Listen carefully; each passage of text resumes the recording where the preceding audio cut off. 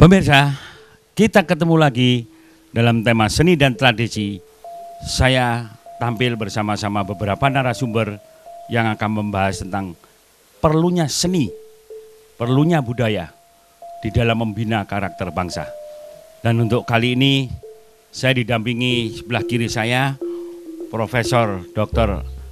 Aloysius R. Entah SH. Sugeng, Romo. Selamat siang. Dan yang dua Profesor Dr. Hendrikus Suprianto. Sugeng, Romo. Sugeng, selamat. Dan yang terakhir saya didampingi juga oleh Bapak Sulistyo SHMH yang beliau adalah mantan pimpinan Kesbang di Kabupaten Malang dan juga sekarang sebagai Direktur Yayasan Bantuan Hukum kepada warga miskin. Sugeng Pak Sulis. Sugeng.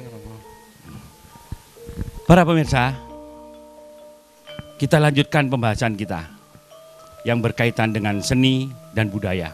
Saya bertanya dulu kepada Profesor Aloysius yang dimaksud seni dan budaya yang kita miliki di negara ini. Bagaimana kira-kira Prof tentang seni dan budaya? Kita kaitkan nanti dengan masalah karakter bangsa. Katuran. Terima kasih Romo. Para pemirsa, salam sejahtera bagi kita semua. Berbicara tentang seni, apalagi dalam skop satu bangsa, itu tidak terlepas dari kebudayaan. Suatu bangsa tentu memiliki kebudayaan, dan kita ketahui unsur-unsur kebudayaan itu kita mulai dengan, karena kita bicara seni, salah satunya adalah unsur kesenian, unsur bahasa, unsur agama dan kepercayaan terhadap Tuhan Yang Maha Esa, unsur teknologi, lalu unsur struktur sosial dari masyarakat atau bangsa itu sendiri. Kesenian dalam hal ini hampir dimiliki oleh setiap bangsa yang ada di dunia ini, dan ini merupakan salah satu sarana dalam bukan saja sebagai untuk menghibur, tetapi juga kesenian juga bisa dipakai sebagai sarana untuk menyampaikan pesan-pesan pembangunan maupun pesan tentang nilai-nilai kemanusiaan. Ya, demikian juga tentu berkaitan dengan kepentingan bangsa sendiri. Dalam kita mengimplementasikan pembangunan atau pendidikan watak dari suatu bangsa, tentu dengan sendirinya juga kesenian merupakan salah satu sarana yang efektif untuk kita menyampaikan pesan-pesan pembangunan yang berhubungan dengan watak atau karakter suatu bangsa. Mantulun, Prof. Pemirsa, nampaknya betapa pentingnya seni tradisi yang berkaitan yang kita miliki di Nusantara ini, karena demikian banyaknya seni tradisi yang kita miliki, sehingga kadang-kadang orang berpikir apa hubungannya dengan pendidikan karakter bangsa. Untuk ini saya bertanya dulu kepada Profesor Hendrikus, Prof. Walaupun tadi sudah dijelaskan oleh Profesor Alo ya tentang kepentingan seni yang dimiliki oleh suatu bangsa karena kita semua memiliki adat dan budaya. Pandangan dari Profesor Hendrikus yang sebagai pengamat seni, kira-kira kalau dikaitkan dengan pendidikan karakter bangsa di mana letak nilainya? Monggo. Pertama, Pak, yang perlu kita amati sekarang ini kita masuk dalam abad 21. Abad 21 itu ditandai dengan reformasi dan situasi global. Budaya itu dari negara-negara besar mengalir seperti hujan ditumpahkan ke negara berkembang. Lalu bagaimanakah Republik Indonesia dari Sabang sampai Merauke menghadapi ini? Kita akan menjadi peserta arus budaya besar atau kita bangkit mendampingi arus budaya besar itu? Bangsa itu harus eksis. Jawabannya adalah kebangkitan budaya lokal, budaya etnik, budaya suku bangsa yang bercorak Bhinneka Tunggal Ika, itu yang harus diangkat. Karena dengan cara mengangkat budaya lokal, budaya suku bangsa itu akan mencerminkan karakter bangsa Indonesia yang sejak dulu mempunyai ciri seperti yang dikatakan oleh founding fathers kita, Soekarno-Hatta, yaitu mempunyai corak Bhinneka Tunggal Ika. Ini yang harus kita kembangkan lagi, Pak, supaya tidak terkena arus budaya global. Kita bangkit, kita bergerak untuk muncul di tataran dari lokal ke arah global. Saya pikir itu. Matur nuwun, Prof. Yeah. Pemirsa, nampaknya juga tidak jauh bedanya. Kedua profesor kita ini, betapa pentingnya sebuah bangsa memiliki kebudayaan. Dan kebudayaan itu mengandung makna yang sangat tinggi di dalam membentuk karakter sebuah bangsa. Sementara bangsa Indonesia sendiri kayaknya, sepertinya pada saat ini, kayak kurang bisa mengerti apa yang dimaksud dengan pendidikan karakter bangsa. Untuk ini kami tanyakan ke Romo Sulis, ya. Romo, kira-kira dari pengalaman Romo Sulis pada saat membina di birokrat ya tentang Badan Kesatuan Bangsa, ya, kira-kira yang dimaksud dengan pendidikan karakter atau karakter bangsa. Karena sejak dulu founding father kita Bung Karno juga selalu mengatakan karakter building. Kira-kira gimana Romo Sulis? Monggo katuran. Menyambung dari apa yang disampaikan Prof. Henry, yang kita tidak punya sekarang ini adalah strategi kebudayaan. Strategi kebudayaan bangsa Indonesia itu kayak apa sebetulnya? Ini yang harus kita pahami. Dan ini yang selalu dicanangkan dan terus-menerus dilontarkan oleh pendiri bangsa ini dalam bentuk karakter building ini adalah strategi kebudayaan kita itu macam apa. Akarnya sudah jelas kok. Bhinneka Tunggal Ika.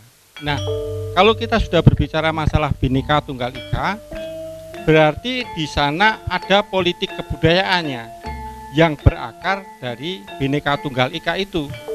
Jadi jangan lepas dari itu. Karena ini sudah merupakan suatu sebetulnya yang seharusnya diterjemahkan di dalam seluruh langkah kehidupan bangsa Indonesia itu. Strateginya ya kepada pluralisme ini. Dan ini harus diuri-uri. Jangan kemudian dibunuh dengan adanya kebudayaan-kebudayaan atau anasir-anasir dari bangsa asing. Ini yang saya kira harus kita tanamkan. Gitu. Matur nuwun, Bapak Sulis. Para pemirsa, kita masih akan melanjutkan lagi pembahasan ini dan tetap berada di depan Dhamma TV. Para pemirsa Dhamma TV, kita masih tetap melanjutkan masalah seni dan karakter bangsa. Saya kembali kepada Pak Sulis, ya, Pak Sulis. Memang saat ini sepertinya tentang seni itu menjadi bukan kabur, ya, tapi agak berkurang tensinya. Sementara tentang budaya sendiri yang disampaikan Pak Sulis tadi mengenai rencana ya di dalam melestarikan budaya itu juga nampaknya juga belum pas gitu ya. Bahkan pernah minggu-minggu yang lalu kita bahas mengenai perlunya tentang undang-undang kebudayaan. Yang itu nggak ada. Kira-kira kalau menurut paman Pak Sulis, bagaimana kita mempertahankan ini ditinjau dari segi bidang yang pernah ditangani? Monggo. Jadi begini, yang tadi saya katakan masalah strategi kebudayaan. Strategi kebudayaan yang kemudian dijabarkan dalam politik kebudayaan, ini seharusnya Indonesia itu kalau dulu mengenal GBHN, nah GBHN ini seharusnya ada. Nah sekarang itu yang ada adalah undang-undang mengenai rencana jangka menengahnya atau rencana jangka panjangnya Republik ini. Tetapi di dalam rencana ini tidak pernah tercantum adanya politik kebudayaan yang ada di Indonesia ini. Nah ini yang seharusnya ada. Nah, untuk pemilihan presiden yang akan datang, anggota-anggota legislatif kita harusnya memasukkan politik kebudayaan di dalam rencana jangka panjang maupun jangka menengah dari setiap tahapan untuk kedepannya Indonesia ini. Ini yang harus kita. Iya, ngaten. Matur nuwun Pak Sulis. Jadi para pemirsa, ini hal-hal baru yang perlu kita pahami ya. Karena banyak remaja kita sendiri kadang-kadang menjadi tidak mengerti apa sih budaya, apa sih seni, sementara apa sih rencana pemerintah. Padahal aturan-aturan main oleh pemerintah sendiri nampaknya juga nggak ada strateginya. Kalau menurut Profesor Hendrikus, langkah selanjutnya supaya karakter bangsa ini bisa kita wujudkan melalui dunia pendidikan, bagaimana Prof? Jangka pendek yang sesungguhnya harus diwujudkan oleh pemerintah itu sudah ada draft akademik Undang-Undang Kebudayaan. Kalau tidak keliru April 2009. Anehnya draft Undang-Undang Kebudayaan itu sampai sekarang belum digarap oleh DPR RI untuk menjadi undang-undang. Nah, di daerah-daerah juga banyak seniman yang kurang begitu paham, tidak mendiskusikan ini untuk memberi masukan terhadap undang-undang kebudayaan itu. Di samping undang-undang kebudayaan itu belum disahkan, kita pernah pemerintah pernah ada kecelakaan kecil, salah gerak menurut kami para pengamat budaya, yaitu ketika Dinas Pariwisata dikaitkan dengan kebudayaan. Nah, kemudian banyak kritik, sekarang ini kebudayaan itu harus dikembalikan lagi dekat dengan pendidikan dan kebudayaan. Nah, sekarang sudah kembali, tapi proses kembali ini baru di tingkat kementerian. Di tingkat daerah ini belum terwujud semua. Lalu kritik saya terhadap lembaga yang ada sekarang ini, ada Dinas Pendidikan dan Kebudayaan, ada Pariwisata dan Ekonomi Kreatif. Kenyataan di lapangan lembaga-lembaga ini berjalan sendiri-sendiri. Bahwa Malang itu kota pariwisata. Betapa sulitnya menghubungkan Dinas Pariwisata Kota Batu, Dinas Pariwisata Kota Malang, dan Dinas Pariwisata dan Ekonomi Kreatif Kabupaten Malang. Karena beliau-beliau itu merasa mempunyai pimpinan sendiri, yaitu wali kota dan bupatinya itu. Kerjasamanya tidak ada. Lalu di Malang itu juga ada Dewan Kesenian. Ada Dewan Kesenian Kota Batu, Dewan Kesenian Kota Malang, Dewan Kesenian Kabupaten Malang. Di antara ketiga dewan ini tidak ada kerjasama. Bahkan di Dewan Kesenian Kabupaten Malang itu pun belum tentu diajak bicara oleh Dinas Pendidikan dan Kebudayaan, juga hampir tidak pernah diajak berbicara oleh Dinas Pariwisata dan Ekonomi Kreatif, yang sebenarnya itu dalam hasil Kongres Kebudayaan di Bukit Tinggi sudah ada job, cuma belum diwujudkan sampai ke tingkat daerah, Pak. Iya, matur nuwun Prof. Pemirsa, nampaknya bukan sebuah kesulitan ya. Langkah itu ada, tapi ternyata sampai detik ini belum ditindaklanjuti. Seperti halnya yang berkaitan dengan draft Undang-Undang Kebudayaan. Padahal menurut tadi Romo Sulis, menurut Profesor Hendrikus, itu sangat dibutuhkan. Saya kembali ke Profesor Aloysius ya, Prof. Secara hukum nih Prof ya. Tadi undang-undang itu memang sepertinya dibutuhkan. Karena itu merupakan salah satu strategi kita untuk melangkah ke depan. Menurut pandangan Profesor Aloysius gimana, Pak? Baik, jadi menyambung apa yang disampaikan Romo Sulis dan Profesor Hendrikus, sebetulnya dalam struktur pemerintahan kita itu ada yang salah kaprah. Salah kaprah ya. Mestinya pendidikan itu adalah merupakan bagian atau unsur dari kebudayaan. Iya. Pendidikan. Kesenian itu merupakan unsur bagian dari kebudayaan. Bahasa itu merupakan unsur dan merupakan bagian dari kebudayaan.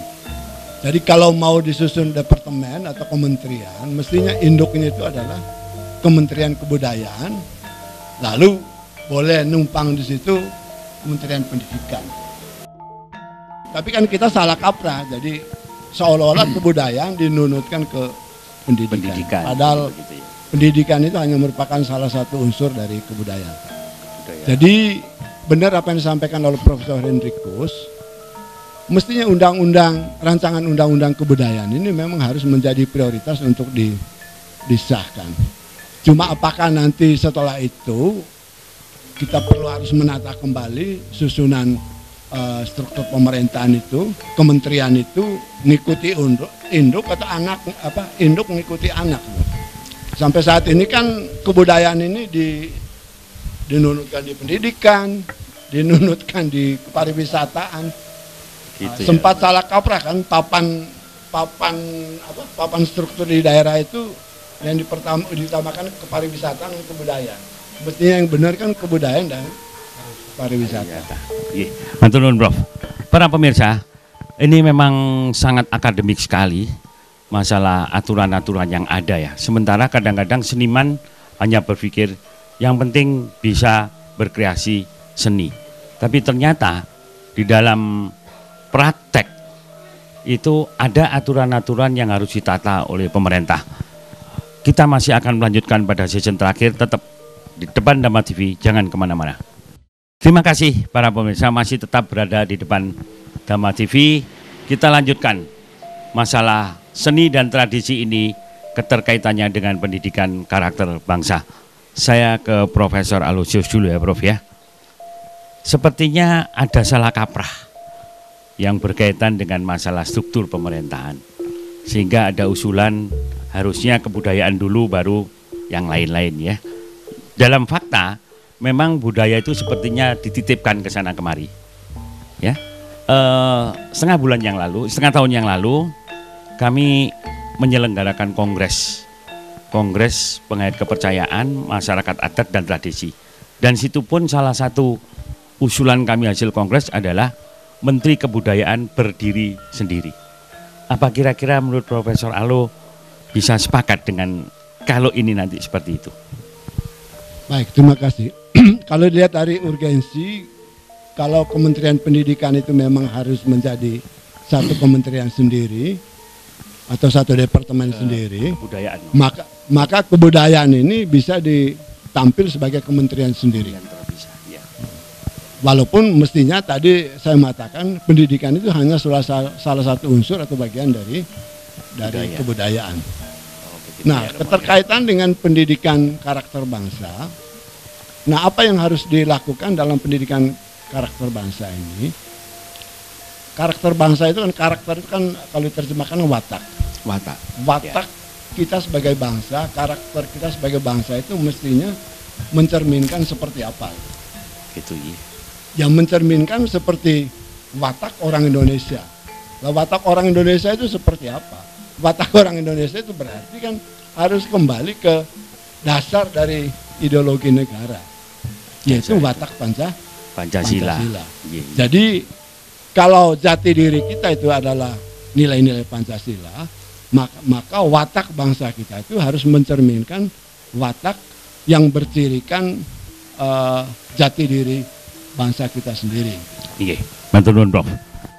Jadi para pemirsa, nampaknya ini ada singgungan lagi ya tentang Pancasila. Itulah watak bangsa kita. Tapi apa yang terjadi? Generasi muda kita tentang Pancasila itu sendiri jadi tidak mengerti. Sementara oleh pemerintah sendiri cenderung pelajaran tentang itu malah dikurangi volumenya. Menurut Profesor Hendrikus bagaimana Prof? Watak bangsa Indonesia sebetulnya sudah bisa dicerminkan dengan ideologi bangsa, yaitu yang Pancasila. Sementara di bidang kesenian dan kebudayaan kita menjadi rancu. Menurut Profesor Hendrikus bagaimana Prof? Monggo. Ada hal-hal yang dulu bagus dilupakan juga Pak ya. Bahwa sebenarnya karakter bangsa, lalu gagasan inti dari Bhinneka Tunggal Ika dalam perwujudan filsafat Pancasila itu sangat mudah dioperasionalkan melalui pendidikan budi pekerti. Tetapi justru pendidikan budi pekerti itu dihapus, tidak ada. Lalu diganti menjadi pendidikan agama. Apakah pertanyaannya, apakah pendidikan agama mampu membangun karakter bangsa yang sedemikian kompleks? Itu permasalahannya di sana. Nah, kalau pendidikan religiositas melalui agama itu bagus. Tetapi untuk pendidikan budi pekerti yang bersifat majemuk, kelas itu majemuk, baik di tingkat pendidikan usia dini sampai ke universitas, kan guru yang menghadapi murid itu kumpulan orang-orang majemuk. Oleh karena itu yang paling bagus ya pendidikan budi pekerti. Nah, nanti khusus untuk pendidikan agama tetap itu kan untuk sekelompok orang yang satu iman, satu agama. Ini kita masih bahasa Jawanya Romo, warsuh, campur aduk, belum ada pembagian dan pemilihan yang jelas menuju ke arah pendidikan karakter bangsa itu. Begitulah menurut saya. Iya, matur nuwun, Prof. Para pemirsa, ini sudah menyangkut lagi nih masalah Pancasila, pendidikan budi pekerti. Seperti saya contoh, saya menyebut Pak Sulistyo dengan sebutan Romo. Sama-sama sesepuh. Karena bahasa Romo itu adalah panggilan kita kepada orang yang lebih sepuh. Kepada bapak kita, itu panggilan Romo. Dan itu salah satu bukti adanya sopan santun pendidikan budi pekerti. Itu yang ternyata sekarang nggak ada lagi. Nah, keterkaitan dengan itu pada Romo Sulis kembali pada saat menjabat di Kesbang waktu itu ya Romo ya. Tentu juga di situ banyak yang dipersoalkan karakter, mempertahankan karakter bangsa ini. Apakah pada saat itu juga sudah ada tahapan-tahapan bagaimana untuk melaksanakannya? Pada saat saya dinas dulu, karena masanya itu pada masa di mana kita itu kan buta politik. Buta politik, iya. Kita baru membangun melek politik dulu. Jadi meskipun yang peserta pendidikan politik itu anggota legislatif, tapi rata-rata mereka memang belum memahami betul bagaimana berpolitik di Indonesia ini. Baru tepat sampai tahapan itu. Tetapi sebetulnya kalau pengen lebih globalnya lagi, lebih luasnya lagi, itu adalah masalah strateginya ini. Bangsa kita belum punya strategi kebudayaan ini. Strategi kebudayaannya. Nah, kemudian strategi kebudayaan ini yang seharusnya dimasukkan ke dalam politik kebudayaan. Politik kebudayaan ini mestinya harus ada di dalam GBHN atau di dalam Undang-Undang Perencanaan Jangka Panjangnya Republik Indonesia ini. Tetapi mana? Politik kebudayaan nggak pernah ada ini. Sehingga apa yang terjadi di sini, yang namanya kurikulum yang disampaikan oleh Prof. Henry tadi jadinya nggak karu-karuan karena tidak ada rambu yang mengatur bahwa ini harusnya pendidikan budi pekerti, tetapi langsung aja pendidikan agama karena GBHN-nya nggak ada. Ini yang kita matur nuwun, Romo Sulis, matur nuwun. Para pemirsa, seni dengan karakter bangsa. Muncul kembali masalah Pancasila, budi pekerti, GBHN muncul kembali. Tadi intinya cuma satu, aturan atau strategi tentang mempertahankan budaya kita itu bagaimana. Sampai di sini dulu perjumpaan kita akan ketemu di minggu depan pada tema seni dan tradisi yang akan masih membahas kesenian dan karakter bangsa. Rahayu.